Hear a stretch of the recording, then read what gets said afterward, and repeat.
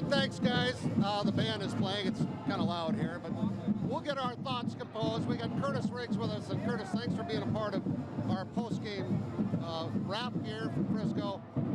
At halftime, Jackrabbit fans had to be a little concerned. Montana was really playing a solid game of keeping the ball away from South Dakota State. How were they able to do that? Well, long drives, third down conversions. I think their quarterback played about as well as he could have possibly played that first half, though. That's what I think the Jack fans knew coming out second half. He probably isn't going to play that well, get some stops on third downs, and that's what they did.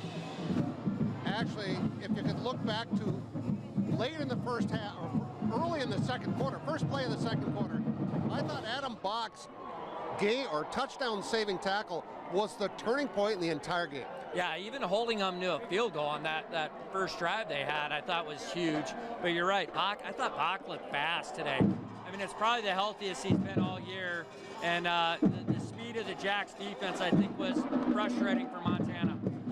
And I don't think any of us were surprised with how things went in the second half. Right. This is the kind of team that wears down their opponents. And in the third quarter, in a span of 6 minutes, they scored 2 touchdowns, kicked a field goal, had a couple of turnovers, and boom, the game was over.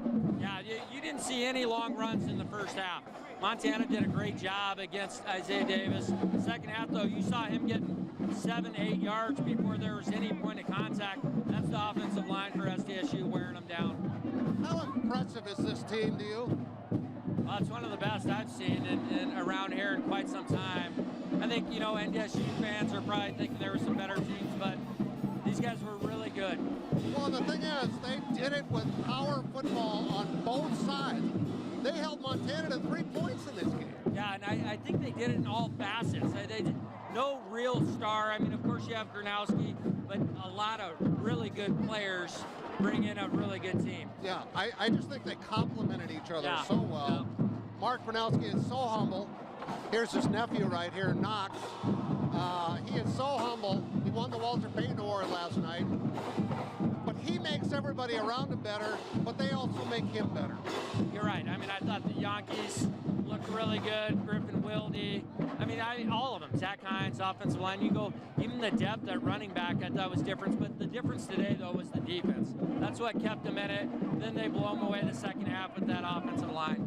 And the funny thing is, we talk about all these big star-studded players, the Yankees, the Gronowskis, and the Davidses. We don't talk about the defense that often in terms of star players.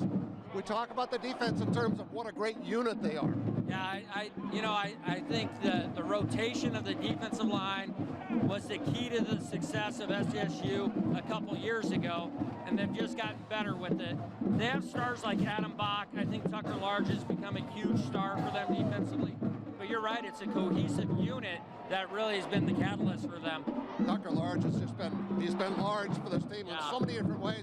I mean, Junior Bergen's the guy that scared everybody as a kick returner, but Tucker's been pretty good too. Well, and he locked up Bergen man-to-man just about all night, and Montana tried to keep going to him and just got frustrated by the end.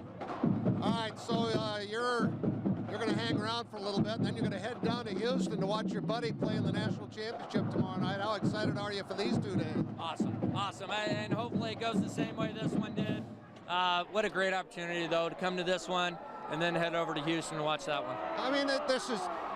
Do you feel like these guys have now put their stamp on the fact that they are at the top of the mountain here now in the FCS? Oh, without a doubt. I think everyone, though, is wondering next year, after all these 6-year seniors, but you know what? SDSU should just bask in the glory right now of winning 2 back-to-back titles. I agree. All right, Kurtiss, thanks a bunch. We'll get back to you a little bit later. Going to send it back to the studio and trying to round up some players here from Frisco. Back to you guys.